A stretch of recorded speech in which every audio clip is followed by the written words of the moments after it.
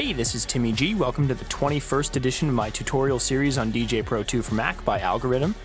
Today's tutorial will show you how to drop one track into another track in DJay Pro 2. Even though this is a tutorial series on DJay Pro 2, this tutorial is applicable to any DJ software using any DJ controller. Let's get started. So the basic idea of this transition technique is to play the buildup of one song or track and then drop it into another track's drop. So right now I have my two tracks loaded, Joe the Bro and Nightmare, and we're going to listen to the buildup of Joe the Bro, and then we're going to drop Nightmare into it. And this first technique that we're doing is going to be the simple way. So all we're going to do is have the fader right here open in the middle so we can hear both tracks at full volume. And then right as it's time to drop Joe the Bro, I'm going to have Nightmare queued up at its drop, and I'm going to hit the play pause for both of them. So Joe the Bro is going to stop playing, and then Nightmare is going to play right away into its drop. So I'm going to get my tracks queued up right now.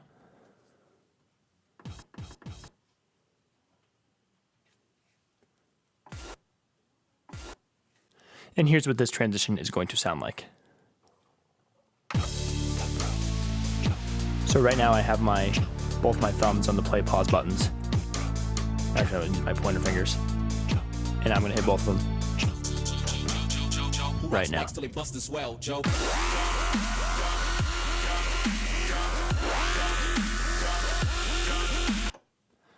So that's the general idea of that technique. Now, these tracks are at the same BPM at 140 beats per minute, but you don't need to have the tracks at the same BPM. I'm going to load Make It Fat now instead of Nightmare, which is at 145 beats per minute, and the transition will still work.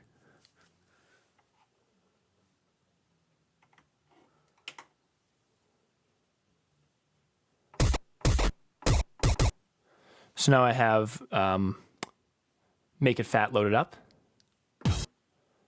and Joe the Bro is back to where I need it to be. And here's what this is going to sound like.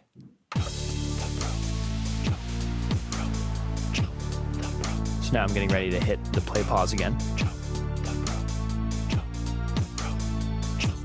Right about now.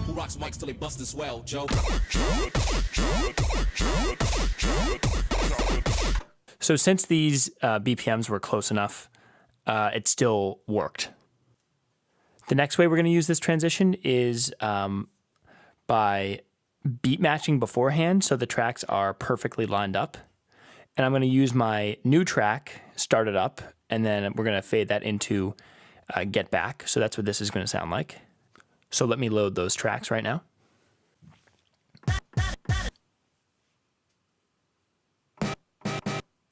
So what I'm going to do is play Start It Up before I play Get Back. I have Get Back at a cue point where it's lined up. So they are going to be lined up where they can drop into each other.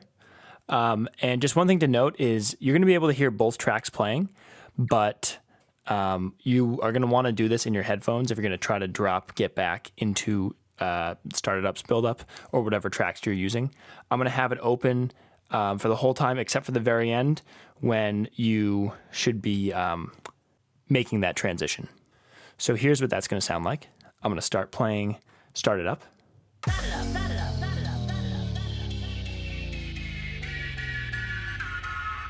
And we're getting ready to bring Get Back in. Right about now. And I'm going to just adjust so the beats are perfectly lined up. And now I'm going to turn this down for Get Back. And then we're going to get ready to change it right now. I'm going to start it up.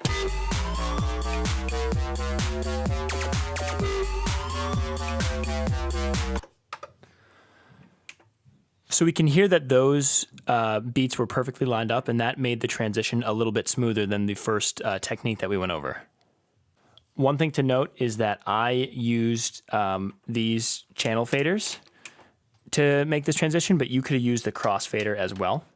In the next iteration of this transition, I am going to use the crossfader instead. And in this transition, we're gonna slightly bring in get back so we can hear a little bit of the buildup, and then we'll move the crossfader to the right so we can only hear get back at the drop. So here's what this is gonna sound like. So I'll get back to my 2 cue points.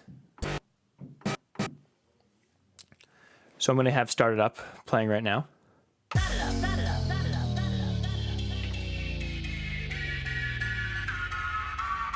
And I'm gonna get ready to drop, or get ready to play get back, I should say. Right about now. I'm gonna line up the beats. And now I'm gonna only be hearing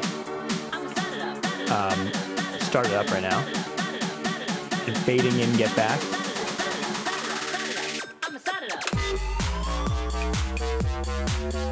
And now we can only hear get back. The last way that I'm going to show you how to use this technique is by using loops. So I'm going to use my 2 tracks, The Fight and Taco Bell, to show you this example. So I'll load those right now. So I'm going to get to my cue points where I want to do this. And these tracks are at a slightly different BPM, so I'm going to adjust the BPM of Taco Bell for this purpose.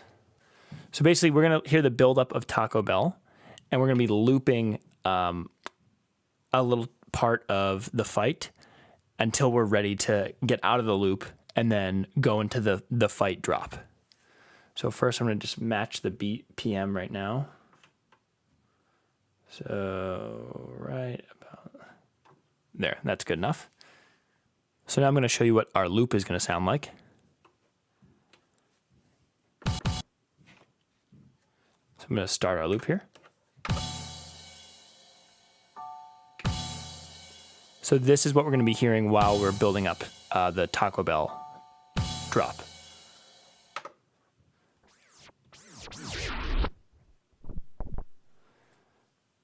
So right now I'm going to get ready to play the build up for Taco Bell.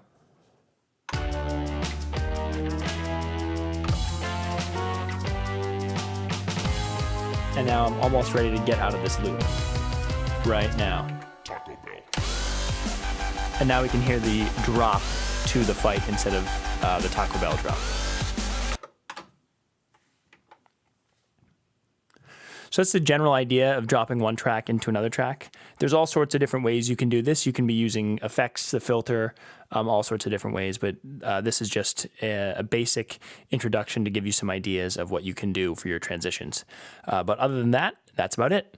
If you like this video or if it helped you out, be sure to give it a thumbs up. If you have any questions or video suggestions, be sure to leave a comment. If you want to see more content like this and check out my original music, DJ performances, or sound design tutorials, be sure to subscribe to my channel. Thanks a lot. I'ma start it up.